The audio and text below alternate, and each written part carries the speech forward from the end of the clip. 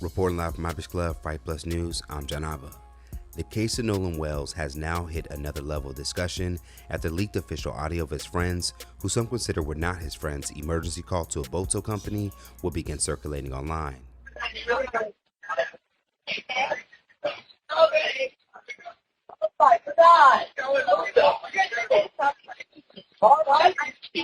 Hey, we're at the west tip of Horn, and our bilge pump stopped working. We're sinking. Can y'all please come? We have a membership.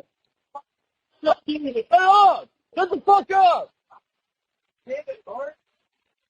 Now, what will shock listeners from the recorded audio was the commotion taking place in the background as the boat's driver, identified as Wyatt Pyron, spoke with the operator of Sea Tow while allegedly struggling with the boat.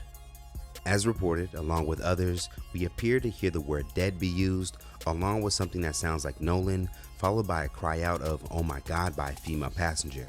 Then a male voice saying "wake the F up" or "shut the F up," and lastly someone yelling out "damn it, Bart." Now, some have gone on to attempt to debunk a few of those claims being reported.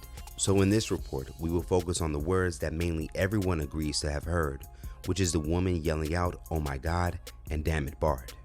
According to a recent interview by Warren Hudson, the self-proclaimed best friend of Nolan, and who was identified since the case's earliest reports, the leaked call would be made just as they were getting help to be towed by their friend Bart Edmiston, which means that "damn it, Bart" was more than likely directed towards Edmiston, who happens to be a former student of Ocean Springs High School and a now collegiate athlete for the University of Wyoming as their starting punter. Now, upon research, it can even be confirmed that Bart and Wells were also former teammates, as seen here in this picture, shared on Ocean Spring High School's football Facebook page, and ironically what appeared to be a very wholesome moment of them next to each other, talking to elementary students, no longer reflects the status of where Edmiston and Wells have now ended up today, with one being a victim of a mysterious death and another accused of being behind it. Now, for those who feel Edmiston should be in question, mainly comes from his aggressive tone when seemingly yelling out "shut the F up" or "wake the F up" before someone yells out "damn it, Bart," which for those who feel that the audio reveals a possibly dying Nolan was on one of the boats or near the boats, falls perfectly into the timeline after a female passenger would yell "oh my god" in horror as if she witnessed something gruesome. Suspicions for some about Bart also center around the lack of mention of him by anyone during this entire case, as if he was purposely being hidden. So who is Bart Edmiston Jr.? According to research, he is 21 years of age and looks to have left Ocean Springs High School soon after he and a younger Wells were teammates in 2022 to continue his football career.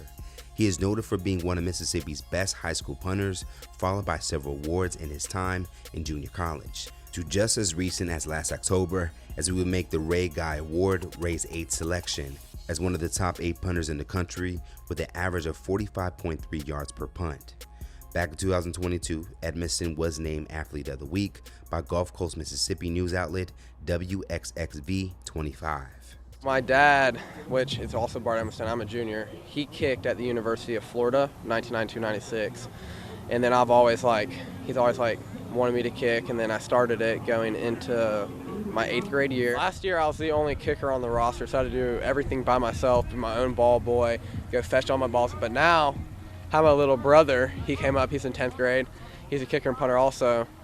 But now I make him do all my duties for me. I'll make him go fetch the balls, he's my ball boy now. Kind of mean, but it's brotherly love. When I hit a good punt or a good field goal, I just chase that again.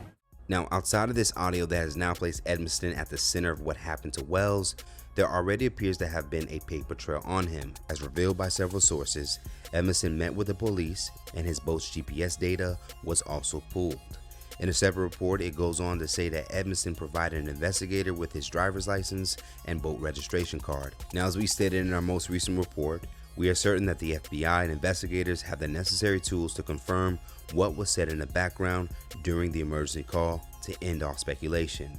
But until that happens, Edmiston now sits in the spotlight, as Wells' family and supporters continue to ask questions on how did a 6'1" athlete vanish amongst a crowd of hundreds of people and then be later washed ashore in the area he was last seen, with no witnesses coming forward when he was first reported to be missing. Now, as mentioned by state officials, the investigation on the mysterious death of Nolan Wells is ongoing, but it appears that the longer that they wait and bits of information comes out, only creates an environment for more speculation. As far as what should happen next, people like former Mississippi Judge Carlos Moore are expecting arrests to be made soon. On his Facebook, Moore would write, "We need some arrests this week." Now, across parts of social media, many would take to TikTok and elsewhere to share the reaction to the newly highlighted audio and their thoughts on what needs to happen. The Nolan Wells case, I am convinced that he was strangled on that boat by Bart. And this is why. So with the audio and the confirmation, I was waiting for more of an expert kind of level. So like Nancy Grace, and she's bringing all these experts and confirming transcripts that I've heard from other creators on here that isolated some of the voice on there. Yeah, whoever this Bart guy, he strangled Nolan. That's where I'm at. And this is why also with the second autopsy, they said that parts of his neck, the organs inside were missing. I think they're trying to cover up that he was strangled. Well, the new audio came out from that CTO dispatch. I want y'all ass in jail. From Bart to Wyatt to that damn mom who was that judge. Y'all knew something happened to Nolan Wells. Look, in that CTO dispatch call, before somebody picked up, can we cover it up? You killed him. Is he already dead? Nolan, wake up. Look, damn it, Bart. I think Bart ass did it. That's what I think. Look, wake the up. They panicking. They need to be in jail by tonight. You're about to get everything that's coming to you. But what's getting me is the fact that why is the internet solving this case before the sheriff's office? That's what gets me. Y'all were so quick to declare that there was no foul play. Just an accident. And look what we're turning up here. There's things that seem weird there. And it's still, to me, you were in the location where his body was found. Very close to where his body was found.